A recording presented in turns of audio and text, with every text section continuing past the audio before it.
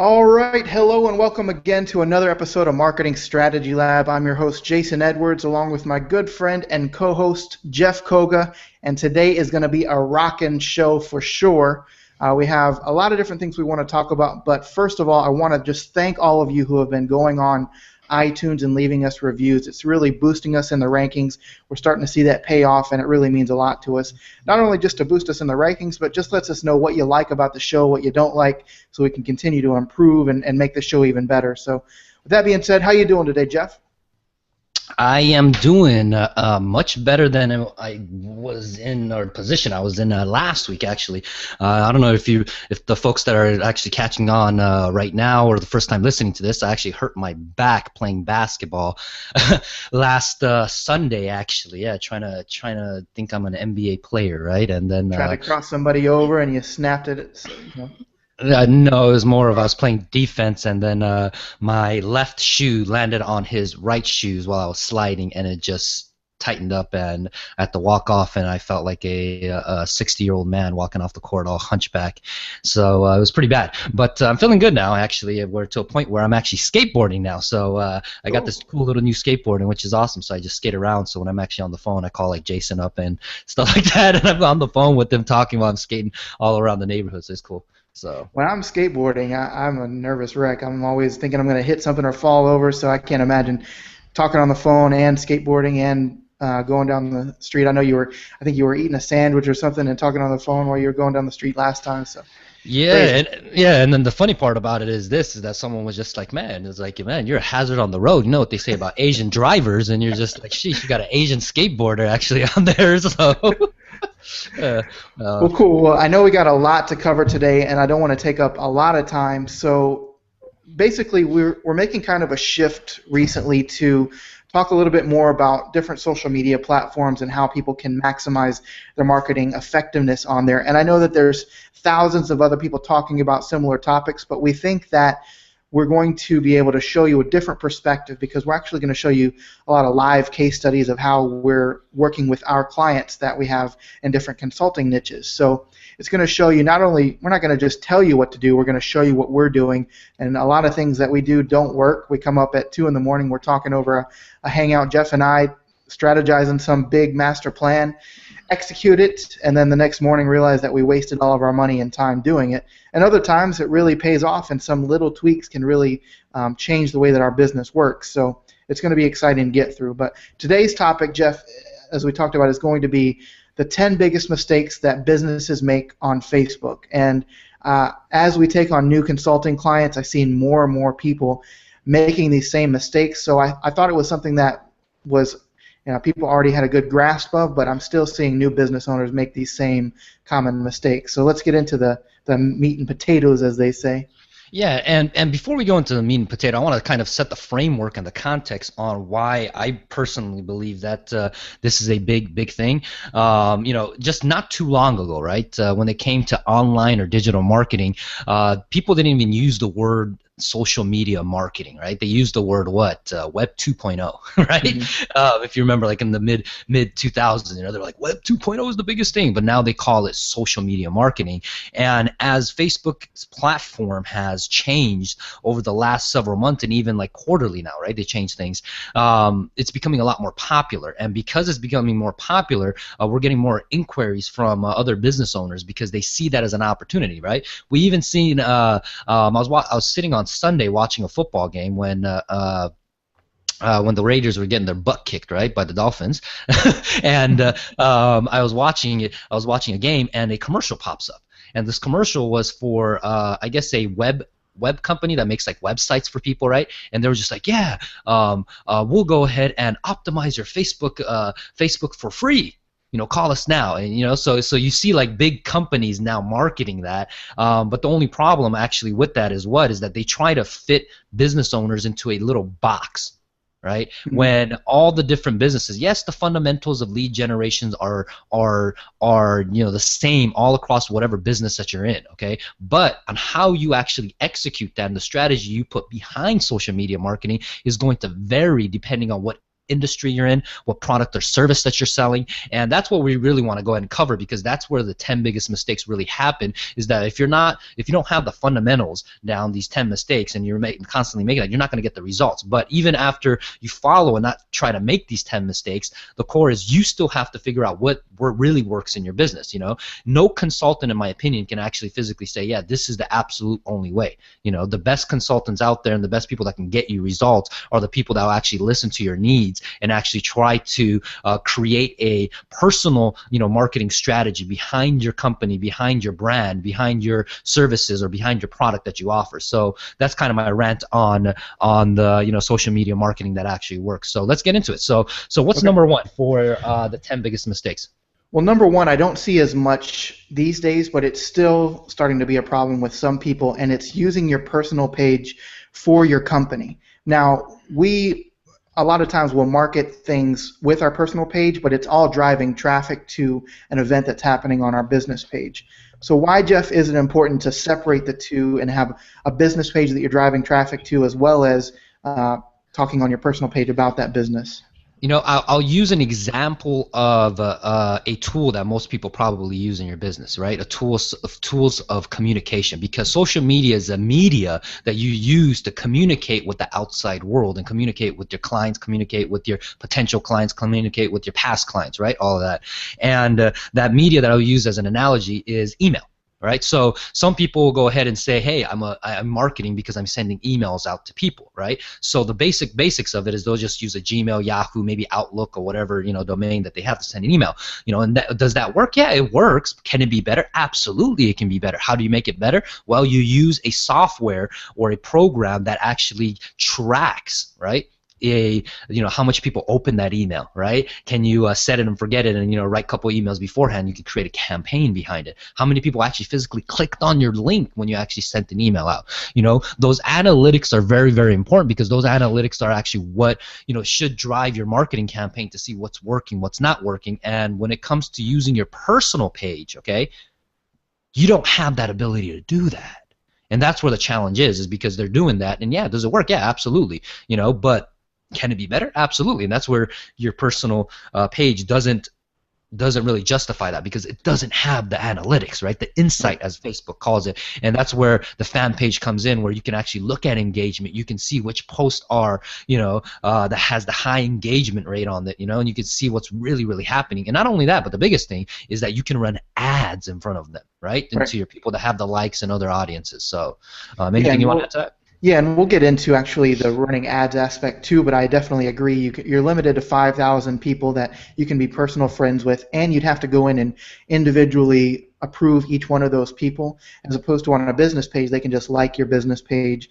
with one click and be a fan of your business. So we'll move on to the next one, because it's something that I see quite a bit now, because it's a new feature, not really a new feature, but it's a feature that a lot of people are now starting to adopt. Kind of the early adopters started doing it up front, but now a lot of businesses are thinking that this is doing a big thing for their business when it's not, and that is boosting a post. And the difference between boosting a post versus just running an ad to your audience. So you want to talk a little bit about that, Jeff? Because I know you've spent a lot of money in both of those areas, so you have some good data to tell us. Yeah, the first thing was when boosting the boost post popped up, right? And that was I think it was last year, was it? Yeah, I think so. Maybe the year before. Yeah. And if you don't know what we're talking about, it's like if you have a fan page. Now, if you don't have one, go create one, okay, for your business. But if you have one and you post something, right, and you're logged in as your Facebook fan page, on the status that you post, right, there's a little button that's on the status, right on the right side of it, where it says boost post, and you can literally click on that and you can actually boost the post, so more, quote unquote, more people can actually see it. So when it first launched, I was just like, oh, this is pretty cool. They're actually simplifying, the actual marketing campaigns, because prior to that you have to physically go into Ad Manager. If you don't know what an Ad Manager is, it's kind of like the dashboard that you use to run ads, and you can go to facebook.com/advertisement or ads to actually go in there. You can set up an account, but the point is that it was kind of it wasn't user friendly. Okay, even 2 years ago, 3 years ago, and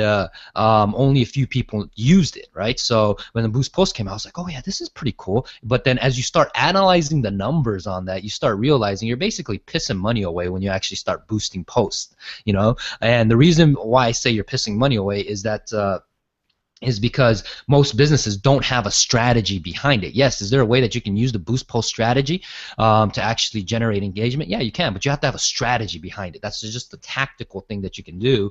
And you know, does it work? Yeah, you know, it works, but it's not the best way. It's not the highest and best use. And now, if you have a huge ad budget, with all means, go do that all day long. You know, but and then you know, spend your money, and then you know, sooner or later, if you keep on spending money on marketing, something's gonna happen. But if you're on a set budget, yeah, you got to be targeted. So. And I know with Boost Post, you still can get some effectiveness, as you said, with that. But I generally only boost the posts that are successful. And you say, well, why would you boost those? They're already successful. If it's already getting engagement, then you've struck a chord with the audience that likes your fan page, and then you want to maximize that and get as many people to see it. But if you just think of the concept behind Facebook asking you to boost your post, you can already see why the value of having just a big list of fans, which we'll get into in a few other bullets, is not as valuable as you once thought. Because basically Facebook is just saying, hey, if you pay us money, we'll actually show what you want your audience to see to the audience that said they wanted to see it. So you spent all this money getting people to like your page, and then now you have to pay to get them to actually see what you post. So we'll get into that in a couple bullets. And now one last thing, because I want to piggyback off that statement, is because Facebook did make a change, a huge one, when they went IPO, when they went public. Is when they went public as a company, right? That means that they have a vested interest for their shareholders to perform on a quarterly basis, so they can pay out dividends, right? And then they can increase the stock value and stuff like that. So take a wild guess what they've been doing. They've been actually increasing the platform, or forcing a lot of businesses to spend more money on advertisements so they can increase their bottom line. Now, when that change happened, right, before, your post, I think, showed up to like 40%, maybe even 50% of your likes, right?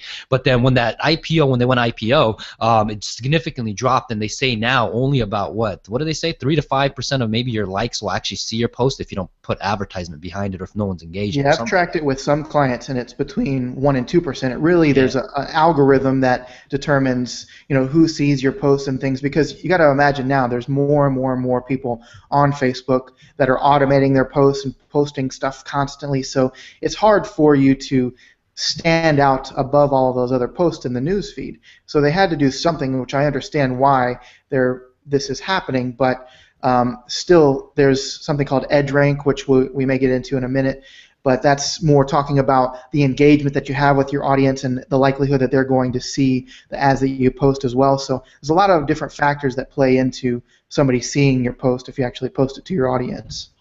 Absolutely. So what's number 2?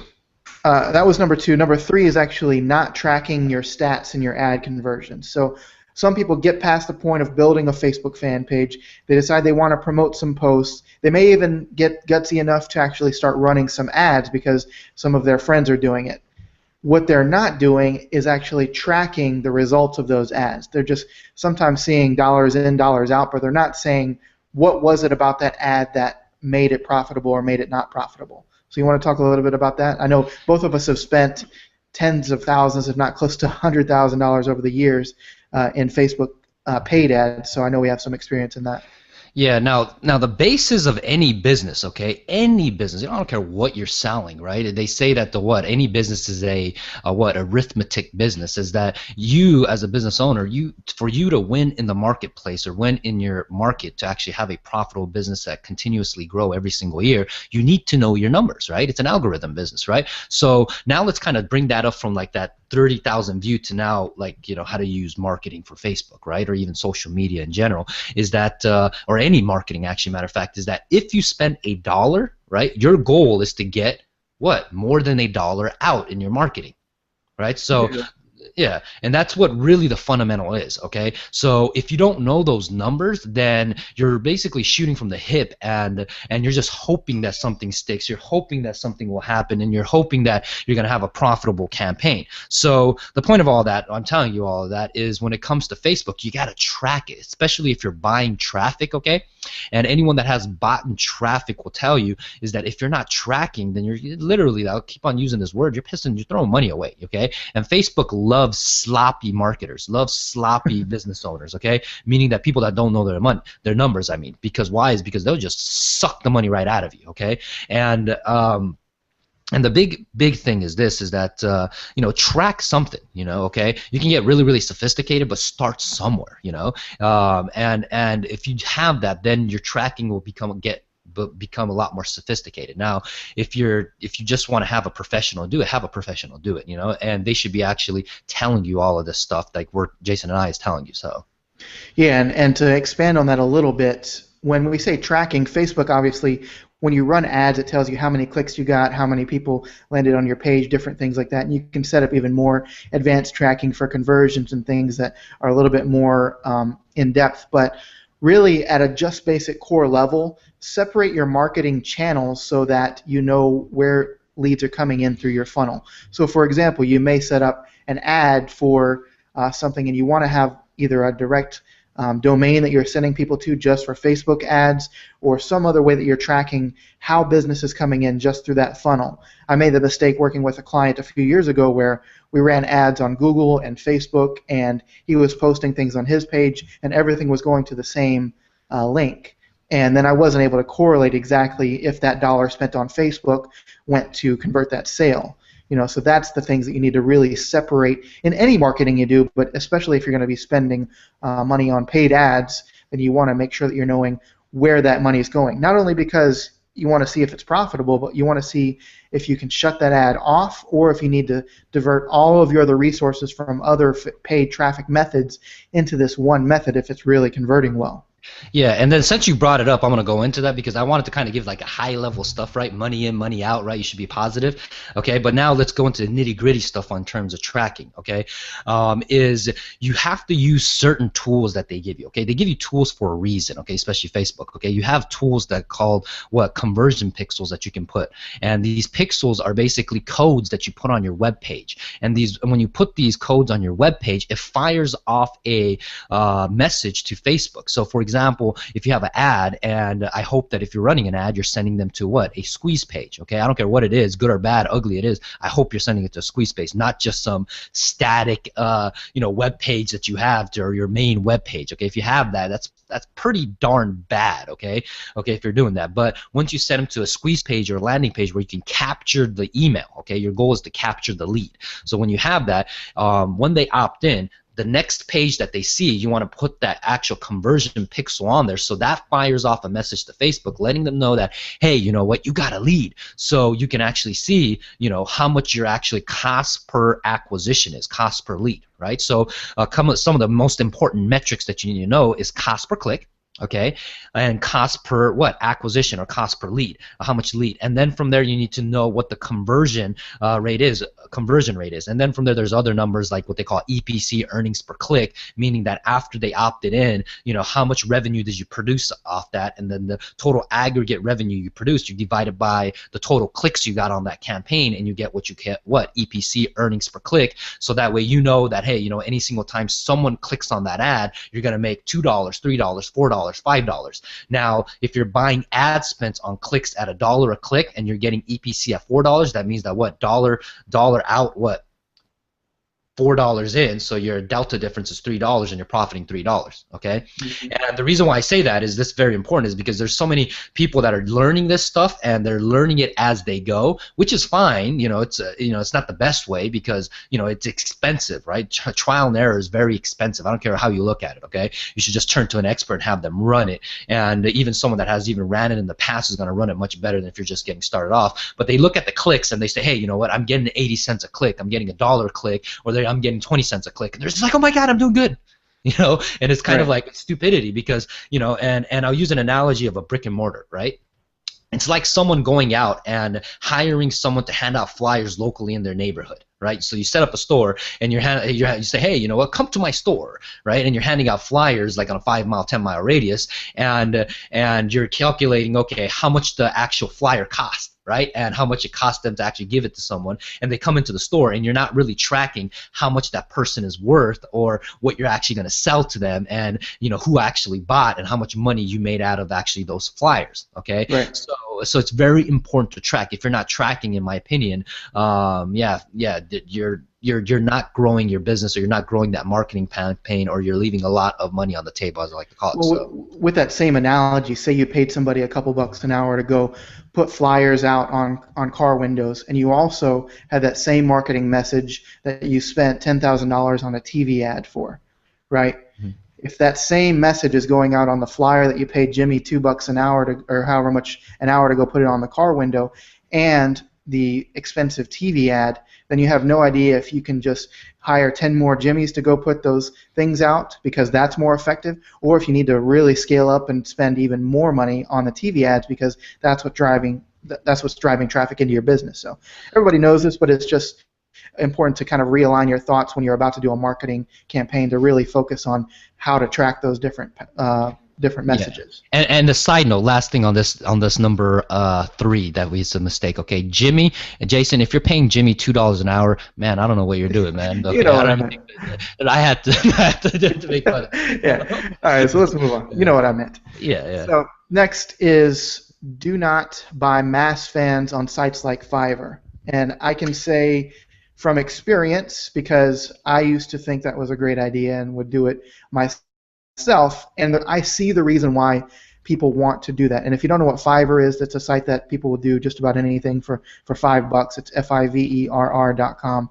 If you use it for other things, we use it for all kinds of things, but this is not something to use it for. And the reason being, Jeff, we can talk a little bit from experience here again, is that when business owners launch their first page, they're kind of embarrassed. It's kind of like exposing themselves to the world, saying, hey, only 3 people like me or like my business. And they feel inferior because they want that number to be on the level of their competition or above their competition. Or they just want at least a couple thousand people to have liked their page so that they can feel legitimized. So they go and pay a service to just blanket their site with fake likes, and that causes a lot of problems. What are some of the problems that come from something like that? Well, one of the things is that one, it's Facebook really frowns upon it, right? So if you do that too much and you grow it too quickly, I guarantee your account will get shut down. Ask me how I know that, right? So so don't do it. That's number one. And then the other thing is that when you start running ads, okay, that's where it really gets challenged, because if you have, you can segment it, and a lot of these likes are going to come in like countries from like like India, China, some small European country that you probably have never heard of or can't even spell, okay. And not to say that those countries or whatever is wrong or those people are bad, okay, but it just happens to be, it's like the old like back in the days, right? They called it click farms, right? where people actually create all these fake profiles, or they'll hire people on different computers. Like they literally have a farm of people that are going on there. They'll just click stuff so you can make money, right? So when they're running like Google AdSense, people will have click farms, and they'll go onto like different websites and they'll start clicking on their own ads so they can make money, right? Until Google caught on and they started to say, hey, that's illegal, and they will ban people, because when people actually click on it, the actual people that are running the Google AdSense, they were making money off each click, so sort of like that, it's a wrong way to do it. And at the end of the day, I always tell people this, is that if you're ashamed of saying, okay, yeah, you launch it and there's no one like on there, don't worry about it. Everyone else feels that. Now, can you put a strategy behind on increasing that? Absolutely. Like our fan page, for example, Marketing Strategy Lab, we only have like 140 likes or something like that, and then we purposely haven't marketed, actually. We do have a marketing strategy behind it. Our goal is to actually get to 150, and once we have that, we're going to actually go execute that, because by that time we're going to have a bunch of content that's posted up. But some of the strategies that we're going to incorporate, and this is where your personal fan page really comes into play. Okay, your personal fan page. One of the strategies that you can use is that you can invite your people to like your fan page, but when you invite people to like your fan page, there's a button on there where you can actually physically click on it, right, to invite them personally, what I recommend is invite everyone on your personal friends list, okay, to like it.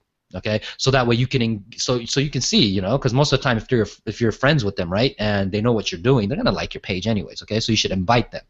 Now, there's ways that you can do it at scale. You can actually hire a VA to do that. So if you have, like me, close to like 5,000 friends, you don't want to sit there clicking on inviting 5,000 people. It's just like pain in the butt. So hire a Aren't VA. you popular? So no, we used a tool called Reportive, right? So yeah, maybe that's a golden nugget I can give people actually right now is that Reportive is a tool, it's a plugin for your Gmail account that actually locates people's social media profiles. So when I'm engaging email back and forth with a client, friends, whoever it is, and if I see that this image pops up, so their image pops up on the right side of the Gmail, say, hey, you know what, this is the person, this is the profile, I just hit connect, add as friends, and I connect with them through Facebook, LinkedIn, Twitter. No, they don't do Twitter, but I connect with them so that way I can get engagement with them. So that's how I kind of grew my personal friends page. Okay, but to how to invite at scale, the way that we're going to go ahead and execute for Marketing Strategies fan page is we're going to go ahead and create an event. And when we create an event, then we're going to use this it's called a mass invite code, right? That you can actually literally use to actually put this code in. It's used to Firefox Mozilla, and you can put it in. You can literally invite everyone with like literally 2 seconds. And it's super cool, and you can invite them and says, hey, we're launching our Facebook fan page even though it's been up for months, and say, hey, please like our page. So not only did they get an invite from your personal page, but then they got an invite as an event, and so when you start doing that, they see that message all at once, so that is going to become a lot more effective versus trying to do 1 at a time or 5 at a time or 10 at a time and stuff like that, and it's really, really badass. So the point of all of this is that don't buy the fake ones, create it organically, is because you want to talk about maybe like the EdgeRank and stuff like that, and how that comes into play with the number of likes that you have versus the number of engagement and comment likes, and that helps it show your status in ads at a higher conversion. Yeah, I mean, I don't know. No one other than people at Facebook actually know the exact algorithm to EdgeRank, but the basic premise that I understand of it is that the more of your fans that are engaged with what you're talking about, the higher your quote-unquote edge rank is, which means that your post will show up more to those specific people.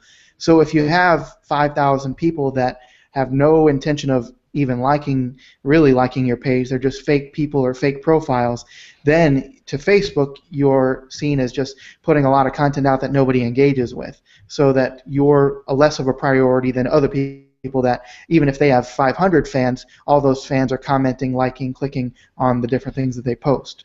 Yeah, and I'll kind of give you a number on what I recently read from one of the big marketers, and he used a simple example, right? He said imagine if you have 100,000 fake likes, right? Just for sake of easy math, right? And if you get 100 people to respond back to that, or like, or comment, or engage with you, right? What percentage does that?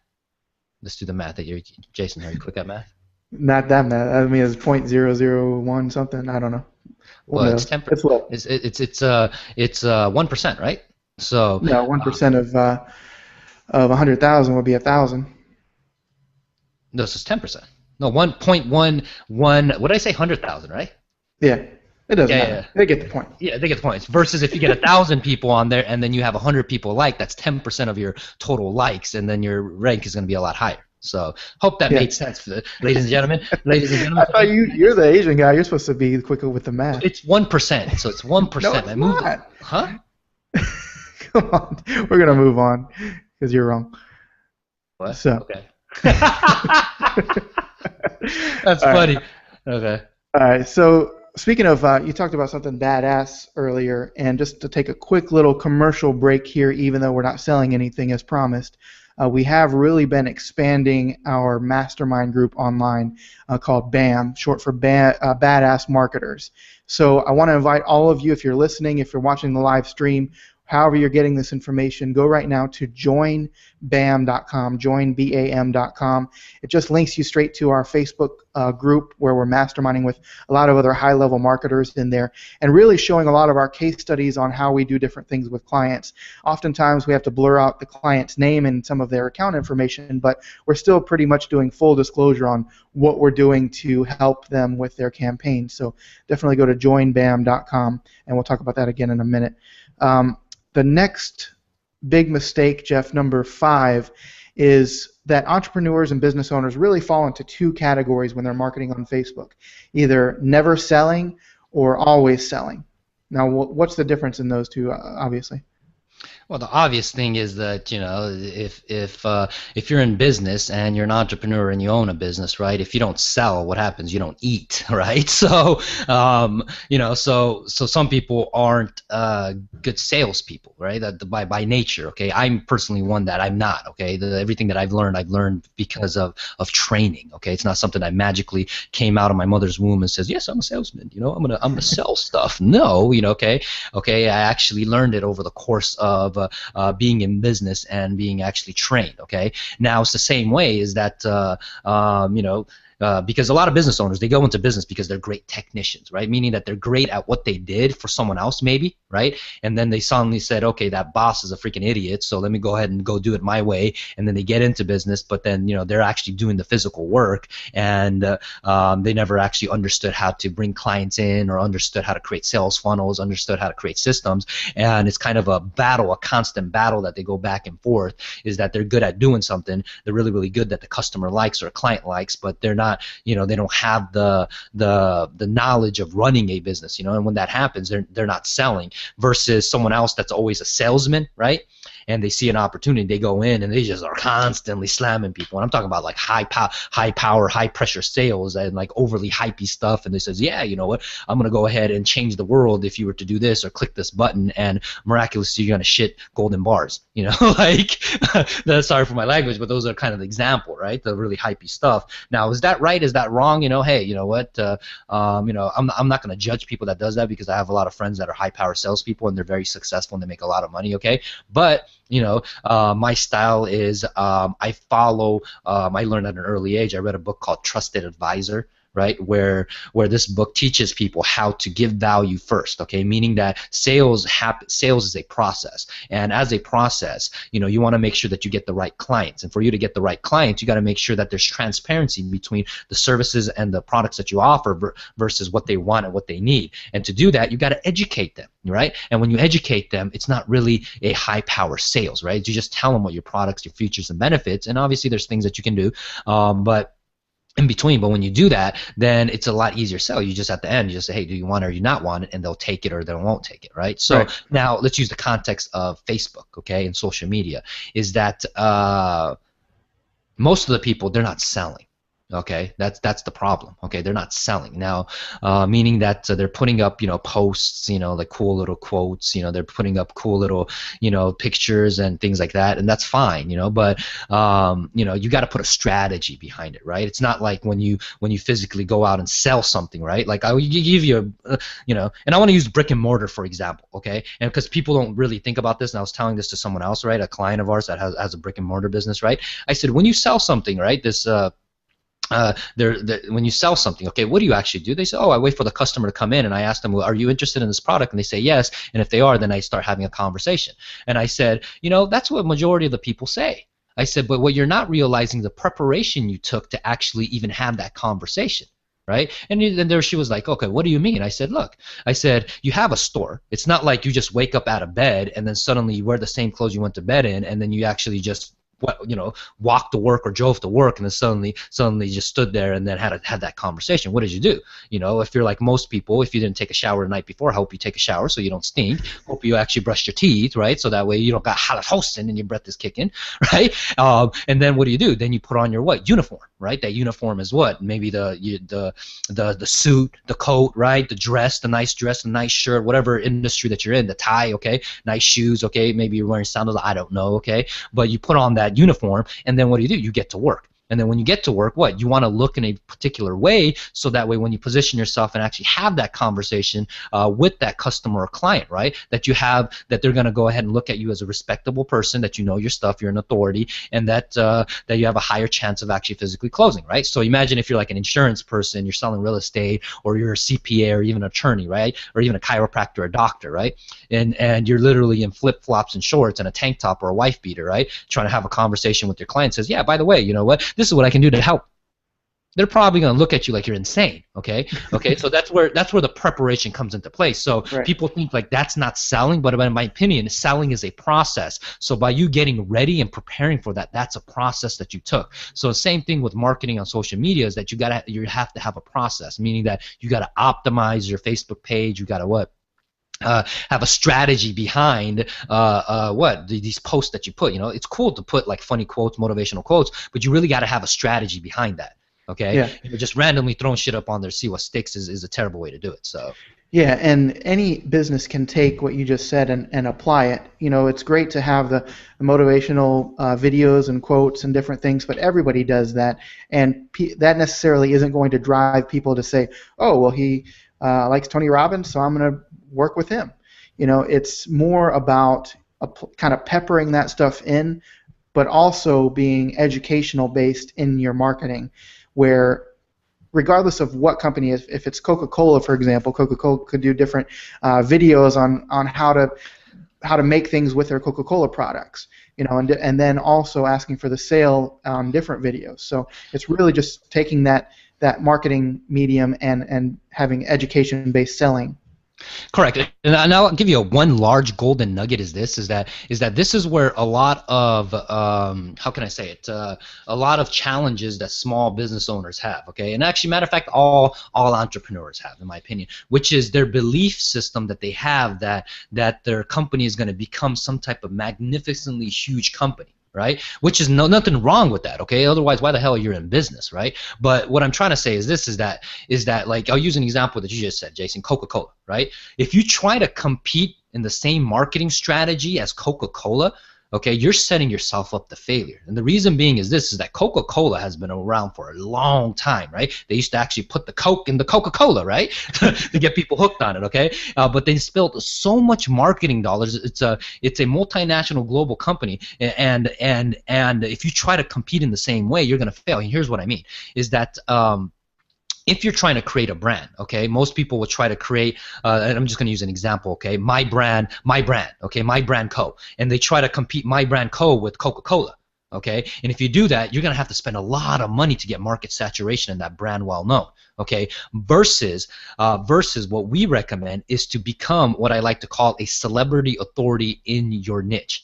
Okay, and here's what I mean on this. Okay, is there's something called the triangle of influence. Okay, so and I was just literally having a conversation with this actually last night with a guy that we're potentially going to be working with on a bigger scale, and I was talking about this. His name is actually Garrett. Actually, you know, if you're watching this, cool with Garrett, and leave a comment in the review section of the podcast and say, hey, you know, we gave you a shout out. So, which is the triangle of influence is this: is that picture a triangle in your mind. Okay, so draw a triangle in your mind, and then with that triangle, draw a line that goes from left to right through the triangle and separate those triangle in even spaces in 4 different layers, kind of like 4 different layers, okay? The bottom one obviously being the biggest and the top of the triangle being the smallest, okay?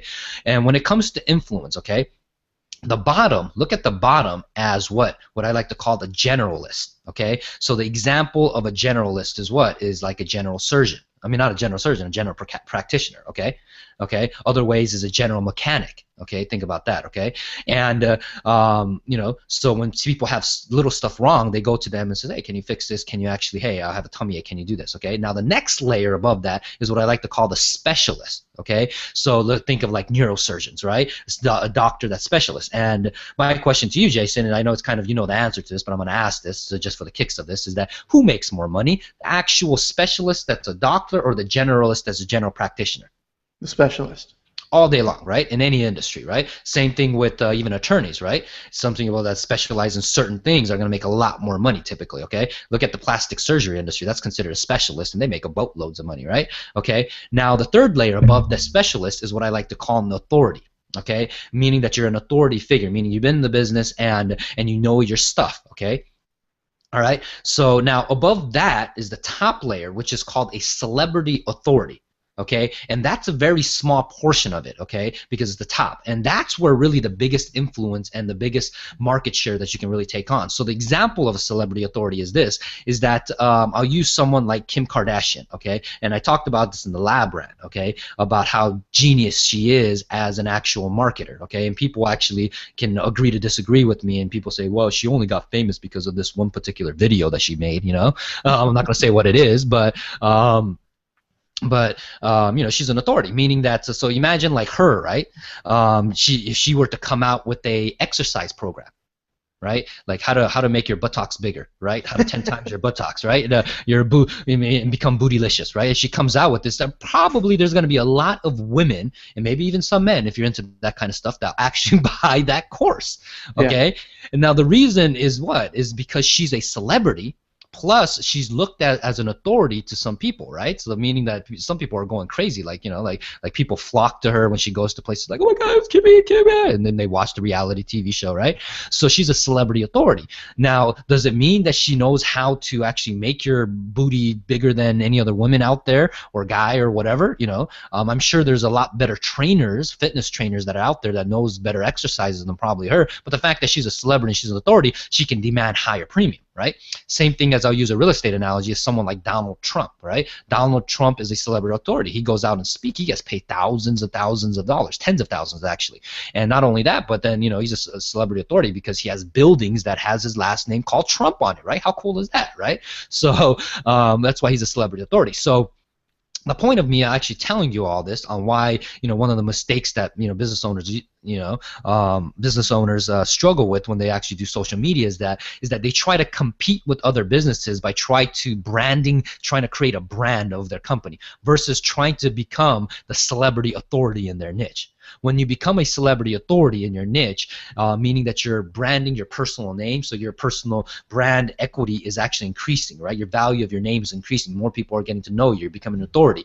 Then you're going to command more attention. And when you command more attention, not only is it a lot easier to recruit people for your team, okay, not only that, but it's a lot easier to do business with other people because they're going to be searching for you, okay, and that's where really the power is. So when you do that, you know, it just becomes 10 times easier. So I know I went on a long rant about that, but I wanted to make sure that I delivered that for our listeners and our viewers today because that's the number one thing. You know, in my opinion, business is changing right now where people want to actually see who the decision makers are in their business and who they're actually physically doing business with. You know, it's a reason why not too long ago I used a company, financial industry company called Charles Schwab. Some of you may have actually heard of them, right? They started running a campaign and they spent a lot of money on advertisement, right, on TV. You may have seen it called Ask Chuck. Talk to Chuck. Talk to Chuck, yeah. Ask Chuck, talk to Chuck, okay? Why the heck are you going to do that, okay? Is because they're trying to change that Charles Schwab, right? That seems like it's for old people, right? like old people, and nothing against it if you actually have a account with them, but they want to actually make it more what? Real, okay? Same thing as let's look at an industry like even insurance. Look at State Farm, right? They've been huge on marketing now, and they're bad at marketing, right? Is what they're running a lot of ads to actually put celebrity authorities, right, behind their brand. Look at commercials with CP3, right? Chris Paul, he's on there doing that little twin thing, right, on there with the good neighbor stuff. You see now that Steph Curry, right, is on there as well. And then these big brands are doing the same thing. They're shying away from trying to brand their actual company name. What are they doing? They're either bringing a celebrity authority on board or they're trying to become the celebrity authority themselves, right? So that's why you see a lot more commercials. Like there's a one that's what's that credit card company that Samuel L. Jackson's always out on? Capital One, I think. Yeah, Capital One. Yeah, so that's another prime example. They're not marketing Capital One is the best thing since the best credit card. No, it's a freaking celebrity authority that's on there says, well, why don't you have that credit card? So it's the same concept, and I hope you guys get what I'm talking about here. So. All right, so we're going to jam through. We're about midway through, but we're going to hit a couple of these pretty quickly because they're not as detailed. Number 6, Jeff, is leaving your page's about info blank or partially filled out. And as you know, because we've ranked a lot of our clients' Facebook pages and we've tested it in different niches, having a Facebook page that ranks high on Google gives a lot of love to Facebook fan pages that are SEO'd properly with the right keywords and things. So it's always important. Sometimes your Facebook page will rank even higher than your actual web page.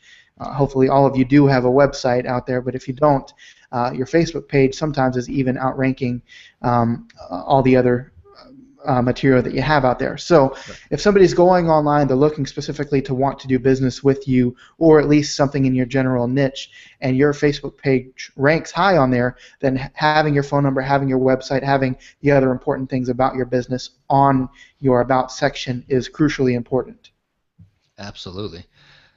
Let's see. Number 7 is something that I see almost everybody make this mistake, and a lot of the initial clients that I take on with another partner in the music industry and with you, Jeff, and a lot of things that we do in the business space is posting too infrequently. They think that if they post more than once a day, that they're going to bother their audience. And so sometimes they post maybe once a week or once every couple of days, and there's a multitude of reasons why, but why is that a problem?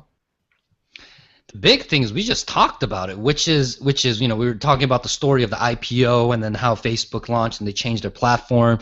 And the bottom line, the short answer is this: is that your posts aren't being seen. Right. So if it's not seen, how are you going to go ahead and say that, hey, you know what, I think I'm bothering them. I feel like, hey, you know what, I'm being a pest because I'm posting too much. Your ads aren't being seen. Your posts aren't being seen. So why the heck would you not post? You know, it's like the same individual that says it's that's a business owner that says, you know what, I really don't want to sell. You know, I really don't want to sell. You know, because I don't want to be pushy and be a salesperson. Really.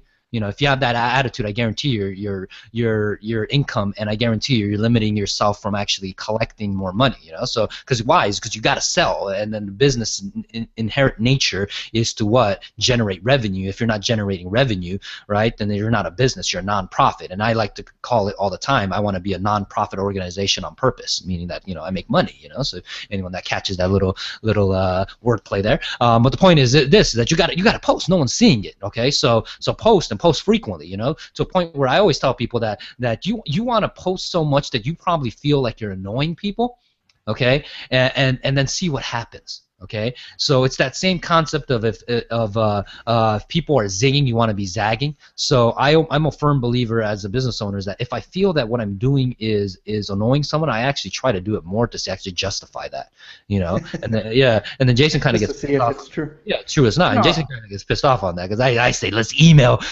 every single day, not only every day, but let's send 3 emails a day, and then it's kind of like, okay, well, let's start testing it, and then when we start doing it, we start figuring out better campaign flows as we start masterminding back and forth and having a really, really deep conversation on how you can actually post the stuff, right? Because there's things on there like a dark post that you can run where you can disguise a post and it won't show up on your Facebook page, okay? But you can run an ad and it's it's the same thing. So yeah, and I see this. I know today is mostly about Facebook, but I see this even more on platforms like Twitter, where I'll see somebody post one time every couple of days. And Twitter is even more intense of a news feed stream than Facebook is. So if you're just posting one time every couple of days thinking that people are seeing that, they're not. Trust me.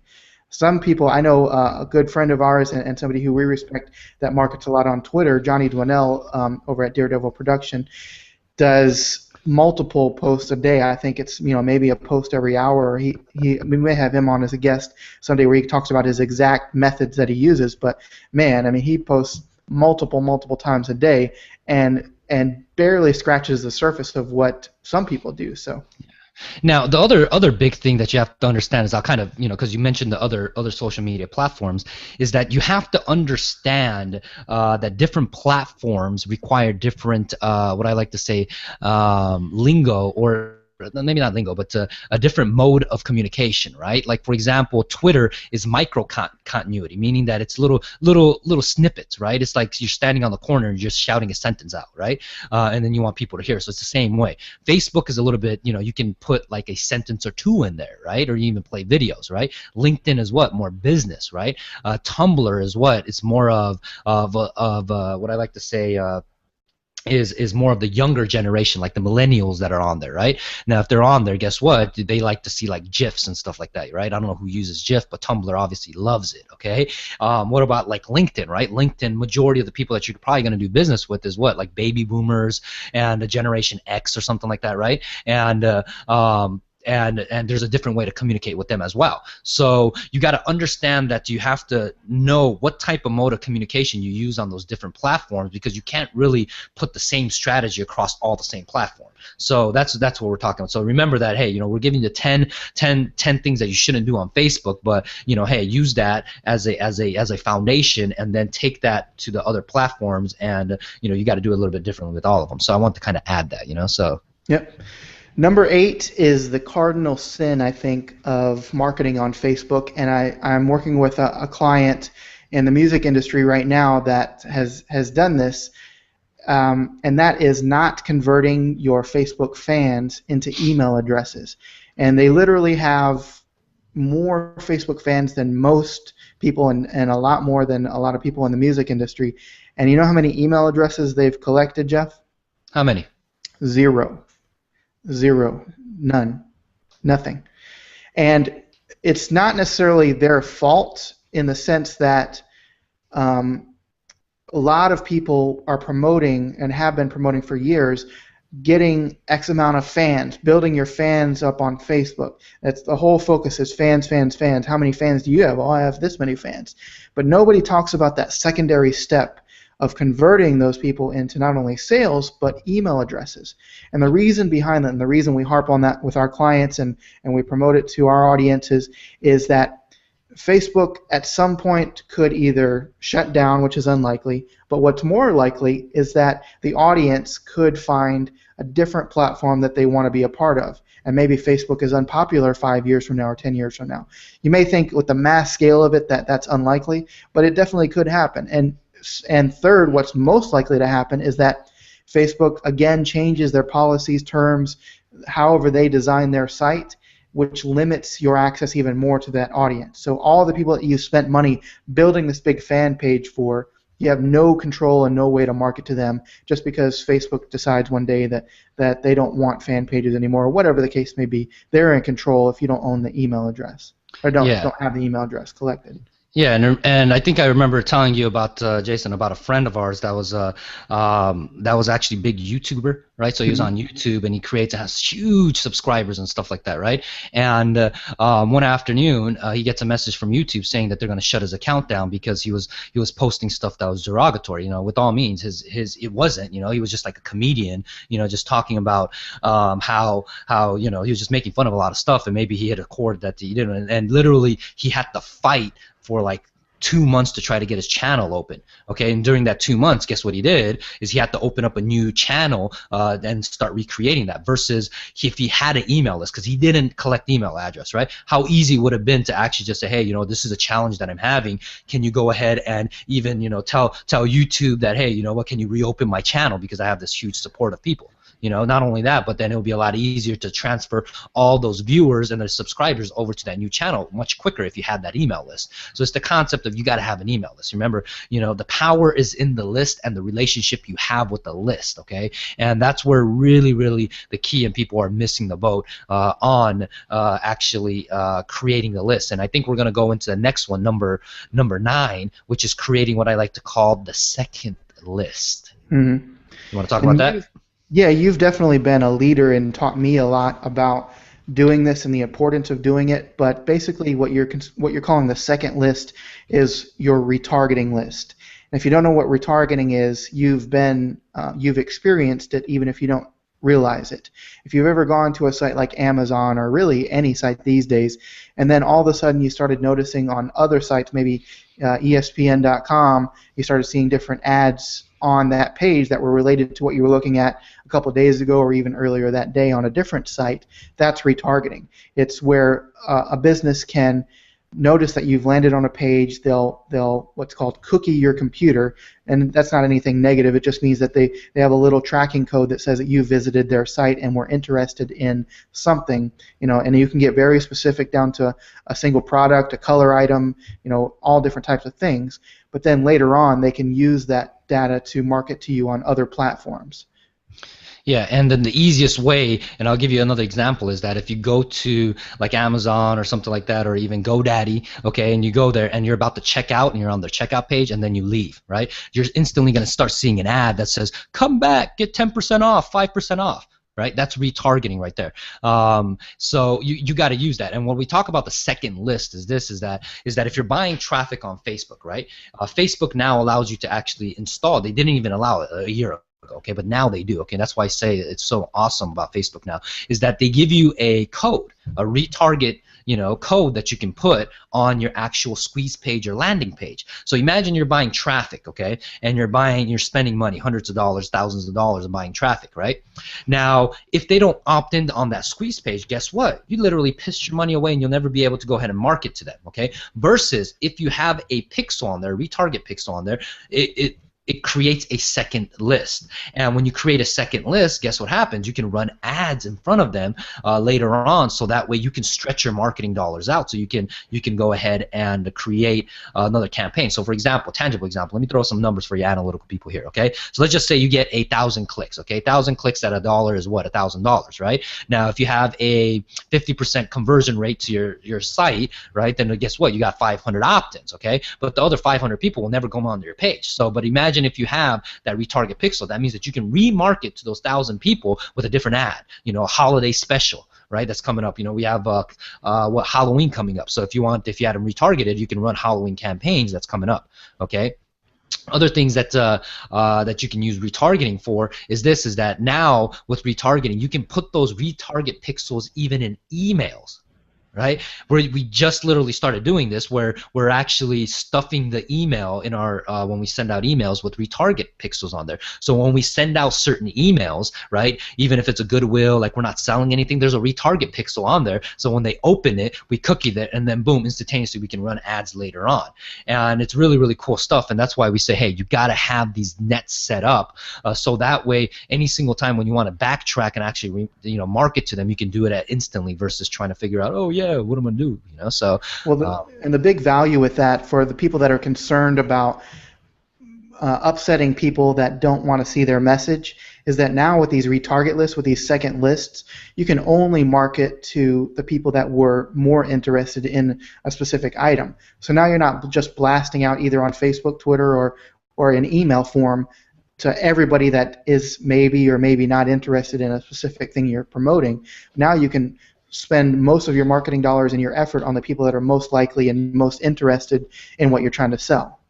Yeah, so let me give you another example on that, is how you can do that is imagine if you have like an event coming up, right? Or maybe even a sale that you have going on, something that's targeted to a date, right? Like a sale is going to end on October 30th or something like that, or you have an event on October 30th. You can literally run these retarget campaigns to say, hey, 1 week left, did you register? Hey, 1 week left, did you get your 50% off, right? Hey, you know what, 24 hours, right? Final notice, right? Last hour that you got to buy stuff, so you can literally change those ads up so you can actually keep on letting your audience know and your followers know and your email list know that, hey, this is what's going on. And when you do that, guess what? Your ROI just skyrockets, because the old cliche saying in sales is what? It takes about 7 no's to get a yes, right? So you can run the ad and you can do it multiple times. Now, there are things that some people will say that it's spammy. Like, for example, there's a frequency. I remember doing it once, and we spent a lot of money on it. I just royally botched it like a year ago, where I put the frequency to actually show 7 times. Right? Not thinking that the duration of it, right? So guess what happened is that ad showed 7 times to all my audience in one day. Okay, I spent a lot of money on it. I botched it, and it didn't convert as well. And now, as I've studied more and as I've done it more, is that you can actually track it now, where you can have the ad shown like once a day only to that person, right? Twice a day, 3 times a day, and you can run it for a certain time frame. And the goal is you shouldn't run it for like indefinitely. You should have different campaigns, but if you're selling something, you should run the campaign and have the retarget pixel for like 7 days, right? So meaning that if someone doesn't buy on the 7th day, they're probably never ever going to buy from you anyways. So then take them off the list so you don't spend money, just keep on running ads in front of them, right? So yeah, and to expand just a little bit further, because I love this particular topic, is we talked about that celebrity authority, and we have a lot of clients, and our background, a lot of it is in the real estate space, but really any kind of space where you could possibly be shopped around, like a mortgage broker or insurance broker or an attorney or somebody that is not necessarily going to make a decision to work with you that specific day.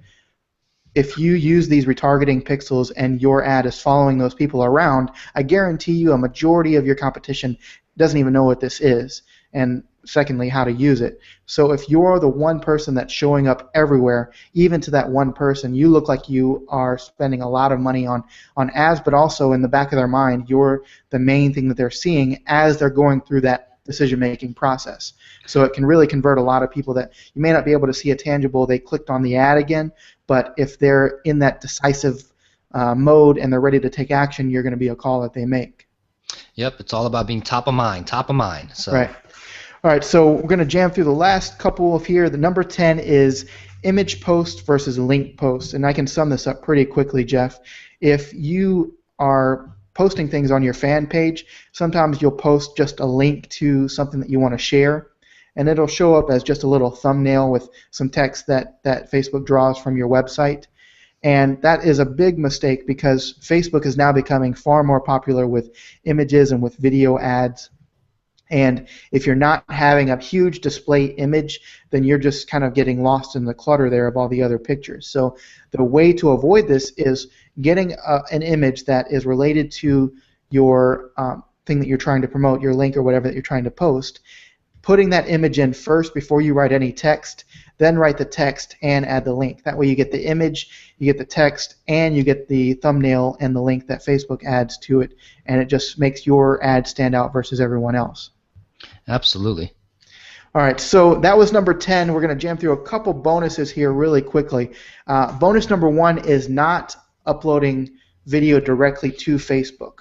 Now, a lot of times we have posted Vimeo and YouTube videos of different training materials that we have, but we really see the most engagement, Jeff, when we actually take that raw video file and upload it into Facebook so that it streams. If you've ever noticed now as you're scrolling either through your phone or just online, you'll see the beginnings of some videos play and others don't. Why is that, Jeff? Well, it's because they have that tool on there that it does, right? Facebook bought out Instagram, and when they did that, they included that functionality in there, so that way it does that. And but I'm going to take it another higher level so people can understand why it's important, okay? And why I always say the media and how you communicate is very, very important, okay? Is that for example, if you're in an industry or service where you're trying to target millennials, okay, or even Generation Y, Generation X, okay, well, maybe not Generation X, okay, is that the Generation Y and the millennials, what grew up when we like to call the digital age, the information age, and we think and we interact differently than any other generation that's ever lived on this country, okay, or even in the planet, right? Because we have so much technology readily available versus like the baby boomers, okay? And if you notice that the biggest social network platforms are what I like to call micro videos, right? Look at like something like Snapchat, look at something like a Vine, look at something like Instagram when they actually incorporated video into that, right? Is that these are snippets of what 6, 7, 8, 15-second videos that you can watch and people like, and they instantly become celebrity authority. One of the guys that I know locally here, and one of the guys that we know is King Batch. He's big on Vine. He's King. He's a Vine guy, and he's actually made it to TV, and he's on like MTV and stuff like that, doing what was that called? What was that called, man? Is the show where they make fun of people and I just went blank. Yeah. So there's a lot of shows that make fun of people. Yeah, right. But the point of all that is that you have to know what your consumer wants to consume and then do it towards that. Like, for example, if you're marketing to baby boomers, probably you may want to do a picture with a lot of text maybe, Okay, but if you're doing it to more of the millennials, Generation Y, try to do more video with less text, because we're an impatient generation. We're just like the what some people call it the I want instant gratification generation, right? Meaning that we want instant everything, instant food, instant money, instant amazing life, instant everything that you can think of is instant, right? Instant cup of noodles, right? Whatever it is, right? And instant marriage, instant relationship, whatever you want to call it. We're definitely used to getting that information quicker. I know when in lieu of reading a book, I'll not only download an audiobook, but I'll put it on 1.5 or 2 times speed just to try to get through that information quicker. Same with videos on YouTube. I'll try to watch those at a faster speed just so I can get to the next one. So we're all wanting something very quickly. But in those video thumbnails, the best advantage of uploading it, like we said, is not only is it going to engage your audience, but it catches the eye, because if everyone else is uploading pictures or you have just the video embed on there for YouTube, then they actually have to click the link to get any movement on there. But if it's uploaded directly to Facebook, then you start seeing the people move in the background, and it makes you want to click it. Yeah, and then one big thing is that do not use a copyrighted music on that. If you use that, Facebook does have a program that they run behind the scenes, kind of like YouTube, where if you upload video, right, YouTube will say, yeah, you're using copyrighted music, right? They'll do the same thing. It'll take that video down, okay? So be very, very careful of that when you do that. So let's go on to the next little bonus that we got. Yep, the final thing I want to talk about is either the big mistake is not automating all or most of the posting process and the marketing process on these social media platforms. And the reason that most businesses don't do well with social media marketing, and we talked about the infrequency of their posting, is that life gets in the way and business gets in the way. They start doing some things and have a problem with a client, or something happens, and then a week goes by and they realize they haven't posted anything, and then they go, oh, okay, I need to post something again. So Jeff, you've really dominated this space with learning how to automate marketing and posting, and to the extent that almost you posted so much that Facebook didn't let you post for a while.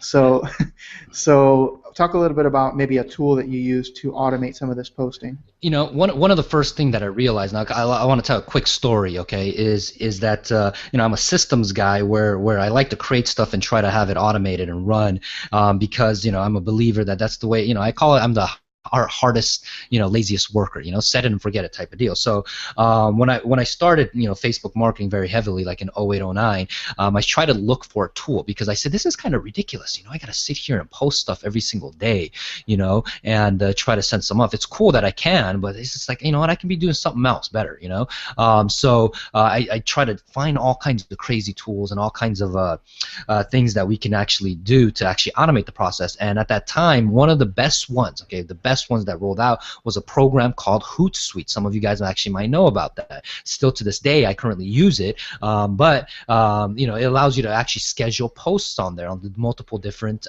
platforms. So in my case, I started posting a bunch of stuff on there, status updates, all kinds of stuff on there, and I automated the process where it was automatically posting and stuff like that. And still to this day, I still do that. Currently, I'm heavily on LinkedIn. Is that we have auto post that goes out literally like 2 a day, 3 a day on LinkedIn to all the different networks every single day of these posts. And it's really, really cool, because like you said, you just take 1 day to load up all the posts for a week, or you can take 1 day to load up all the posts for a month if you want, and you kind of set it and forget it, and the only thing that's left after that is that making sure that you can engage with your audience. And to a point where a certain time when it became very, very effective, I actually had a VA take spreadsheets of the actual comments and put them in a spreadsheet, and then email it back to me, and I will type up my actual response on the spreadsheet, and then she'll go back and go post that on the actual social media networks, right? So that way I don't have to physically log in and actually do it, because I thought that was a pain in the butt. So, but with the mobile apps and stuff like that, it makes it a lot easier where you can instantly do it,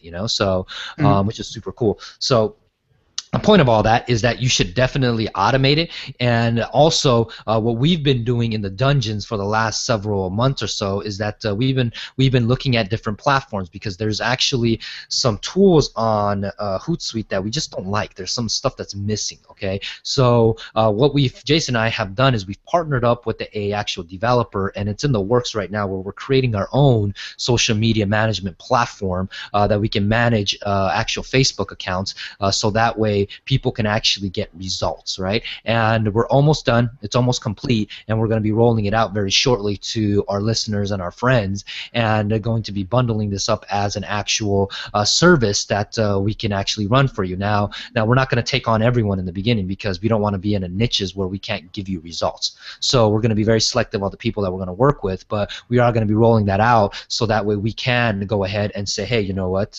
this is a service that we're going to offer, so that way you can go ahead and put your social media marketing on autopilot. And the advantage is, obviously, we're not going to be the cheapest. I'll be upfront on that. Why? Is because we're not just a auto poster. If you want just something to auto post, go use Hootsuite. Okay, we're going to be more of a auto post, plus we're going to go and give you a strategy behind it, your own personal marketing strategy, so that way you can increase engagement, increase more traffic to your website, and ultimately increase conversion. And then the big thing is what is to increase your bottom line or increase more profits for you, and that's what really what we're getting excited about. And do you want to even give out the link yet or not yet for that? Maybe it's a little bit too soon. Yeah, well, I'll just give a link that you can go ahead and register. We do have kind of a free gift for you today, and it's a lot of people are confused about what to post, and that's part of the reason that they don't post as often as they should. And so just to kind of give you a quick little jump starter for free, it's something that we're developing for our internal team, but we want to give you 30 days of status updates that you can use, that any entrepreneur can use to post onto their timelines and kind of get their ball rolling where they're looking to kind of automate that process. So if you go to fanroi.com/templates, fanroi.com/templates, and you'll be able to download that there. If you don't have the download available just this second, then a day or two from now you'll get the email with everything. But either way, fanroi.com/templates to get your first 30 days of status updates. And hopefully you guys got some value out of this today. We tried to take a little bit different approach than a lot of other people take in this discussion. So if you did get some value, definitely show us some love. We'd really appreciate it by going to marketingstrategylab.com/reviews. Let us know what you think about the show. Any final words from you, Jeff? No, go out there and take massive action. You know, I always tell people imperfect action will go ahead and always outdo and outplay someone that doesn't take action, especially in marketing. You know, the biggest thing in marketing is that you got to test stuff, and you got to constantly test, tweak, and repeat. So go out there, keep testing, and if you have questions, you have you know, you need some help on something, you know, get a hold of us on our social media network. You know, Jason and I both are obviously, you know, helping a bunch of people, and then also at the same time, if you need more of a hands-on type of help, you know, we do got a mastermind. You know, if you haven't joined yet, I don't know why you haven't joined. It's free right now, okay? And you might think, oh yeah, it's free, there's no value. Trust me, we give tons of value. Imagine we give this type of value. You know, not only to sit through this and watch the whole presentation, you know, you sit through this and watched all of our education on Workshop Wednesday, and not only that, but then you're still listening to me, you know, yap my mouth, right? Imagine what kind of stuff that we give in our Badass Marketer, or BAM, BAM fam, as I like to call it. So, you know, you make sure you check out that mastermind as well. So go to joinbamnow.com. Right? Joinbam.com. And again, the reason we like that platform is because we can actually upload a video directly to the group, and it's a lot easier to demonstrate through video different things that we're doing with our clients. So we have a lot of case studies. One case study where, Jeff, you helped a client that was doing webinars make close to $40,000 in literally a week. So that video is up there along with 100. Well, they've done 100,000 now in 60 days. Yeah, so it's phenomenal. It's on. Go to joinbam.com, and we'll talk to you guys again soon. We really appreciate it. All right, ciao.